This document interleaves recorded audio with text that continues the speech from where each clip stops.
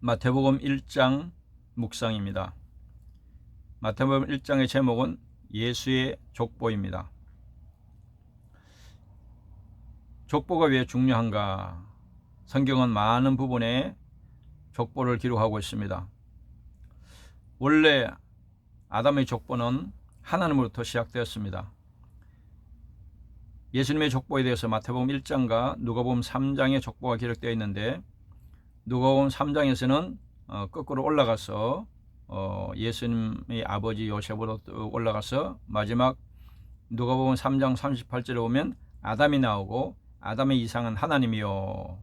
그래서 인류의 족보를 하나님으로부터 시작하고 있습니다.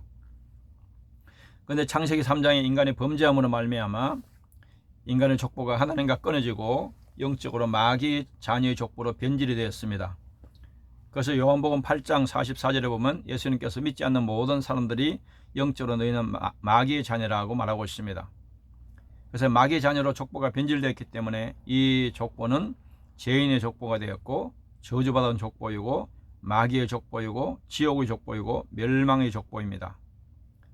이 족보가 해결되지 않으면 인간은 영원한 저주를 벗어날 수가 없게 되는 것입니다. 그래서 예수님 오신 목적 중에 한 가지는 바로 이 저주받은 인간의 족보를 다시 회복시키러 오신 것입니다. 요한복음 1장 12절 13절에 보면 예수님을 영접하는 자는 하나님의 자녀가 되는 권세를 주셨다고 말씀하고 있습니다. 그래서 이것은 육종이나 사람의 뜻으로 나지 아니라 하나님께서 난 자들이라고 말하고 있습니다. 그래서 예수님의 복음을 믿고 영접할 때 하나님의 자녀로 회복되는 놀라운 축복과 은혜가 임하게 되는 것입니다. 그런데 성령께서 이 복음을 깨닫게 하시고 믿게 하여서 우리에게 양자의 영으로 부어주실 때 우리가 바로 하나님의 자녀인 것을 알게 되는 것입니다. 로마서 8장 15절에 보면 성령께서 우리를 양자의 영을 부어주셔서 하나님을 아빠 아버지라 부르게 하신다고 말씀하고 있습니다. 이 놀라운 영적 족보의 회복의 비밀을 보여주기 위해서 신약은 바로 예수님의 족보로부터 시작하고 있습니다.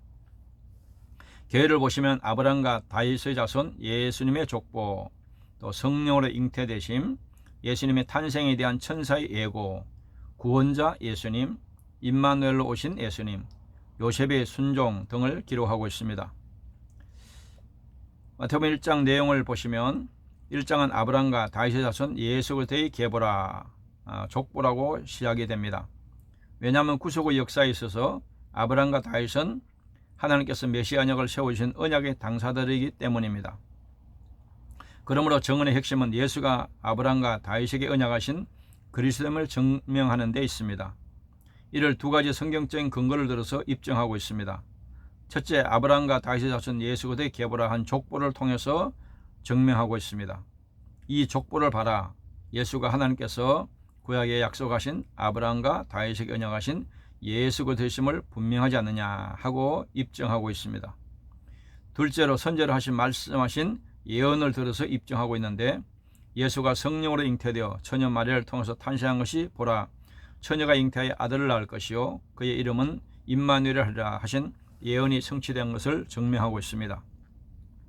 1절에서 17절을 보시면 신약 성경은 예수님의 족보로 시작됩니다. 이는 예수님이 아브라함과 다윗에게 언약하신 언약의 성취임을 증거하기 위해서입니다. 족보를 14대씩 세 시기로 나눈 이유는 첫째, 아브라함과 다윗의 언약의 성취라는 주제를 뚜렷하게 드러내기 위한 것입니다. 둘째, 아브라함과 다윗에게 세우신 언약이 바벨론 포로 기간 중에도 중단됨이 없이 성취되어 왔음을 나타냅니다. 셋째, 초대교회 독자들이 기억하기 쉽게 하려는 배려로 봅니다. 여자의 후손이 태어나지 못하도록 되져가는 사탄의 방해에도 하나님은 강권적으로 구속사역을 이루어 오셨음을 말해줍니다. 예수가 다윗의 왕위에 오를 그리스도이심을 증거하는 데 초점을 맞추고 있습니다.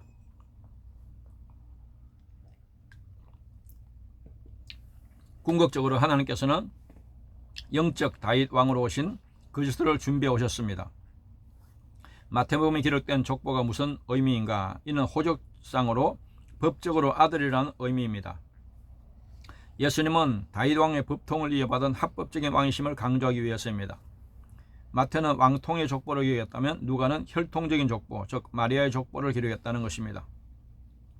18절에서 25절 중심은 예수가 성령으로 말미암아 동정녀를 통해서 탄생한 것이 선자로 하신 예언의 성취임을 증거함이 있습니다.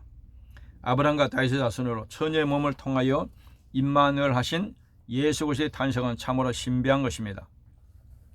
임마누엘은 역사상 최대의 사건이었습니다. 하나님이 처음 천지를 창조하신 이후에 임마누엘 하셨습니다. 그러나 인간의 범죄로 말미암아 임마누엘은 깨어졌습니다. 하나님은 구원의 목적을 임마누엘 하시기 위해서임을 말씀하고 있습니다.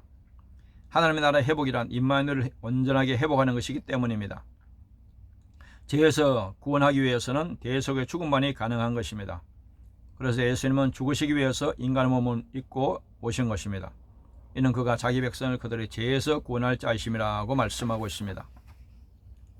적용과 나눔을 보시면 믿음의 조상 아브라함으로부터 오늘 우리에게까지 이어져 내려온 믿음의 족보, 구속의 역사를 우리가 분명히 알고 있는가? 이것에 확고해야만 뿌리가 박힌 견고한 신앙이 될 수가 있습니다. 흔들리지 않는 굳건한 믿음으로 성장할 수가 있습니다. 첫 번째, 하나님께서는 메시아 약속을 지키셔서 예수를 죄인의 구주로 보내주셨습니다. 두 번째, 예수께서는 성령으로 처녀 마리아에게서 태어나셨습니다. 아담이 원죄를 물려받지 않기 위해서입니다. 셋째, 예수님께서는 자기 백성을 죄에서 구원하시는 구원자로 오셨음을 믿고 우리가 구원을 받는 것이 우리가 이 땅에서 가장 중요한 첫 번째 중요한 일입니다. 예, 마태복음 1장 묵상을 마치도록 하겠습니다. 감사합니다.